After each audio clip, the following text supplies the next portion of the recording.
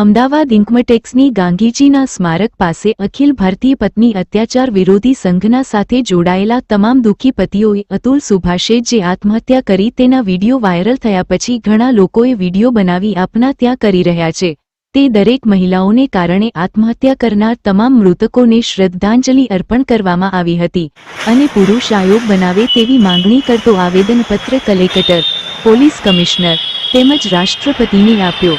તેમજ દરેક દુઃખી પતિઓ જે મહિલાઓથી પીડિત છે તમામ ભેગા થઈ એક સંદેશો આપ્યો હતો કે તમારે આત્મહત્યા કરવાની જરૂર નથી, પરંતુ તમે પણ પોતાની સુરક્ષા કરવા માટે કોર્ટમાં લડી શકો છો। સાંભળીએ।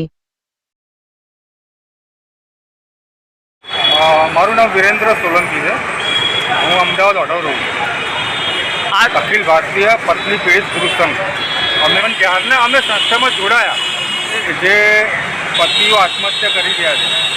આખા ભારતની અંદર, સમગ્ર ભારતની અંદર તમે જોતા હશો કે ઘણા બધા એજ્યુકેટેડ પતિઓ આત્મહત્યા કરી રહ્યા છે જેમના પત્નીઓના ત્રાસથી, કે જેમની પત્નીઓ એમની ઉપર ખોટા કેસ કરે છે। તમે જોઈ શકો છો જેમની અતુલ સુભાષ જે છે પોતે એન્જિનિયર છે આઈટીના, જેમની ઉપર કેસ આપણે કરેલો છે અને જેઓ પોતે ભારતની ભવિષ્ય હતા। અત્યારે તમે જોઈ શકો છો તમામ દુઃખી પતિઓ છે તે હાજર છે, બરાબર।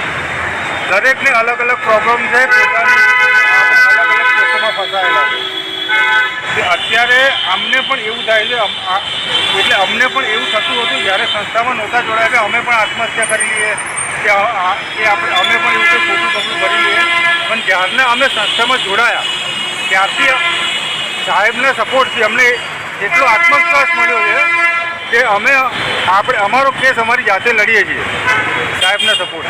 અને અમને એવો કંઈ વિચાર આવતો નથી આત્મહત્યા કરવાનો। અમે દેશના ભવિષ્ય માટે, જે અમારી આવનારી પેઢી છે તેની માટે અમે સંઘર્ષ કરી રહ્યા છીએ।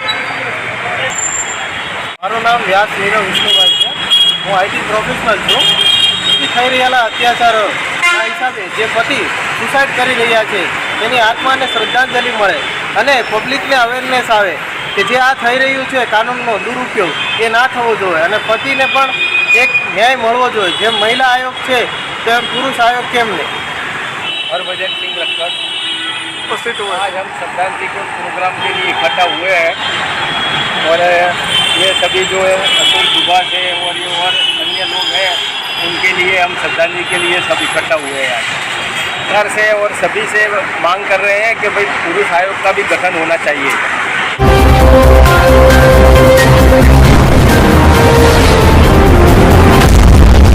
सत्य दृष्टि न्यूज।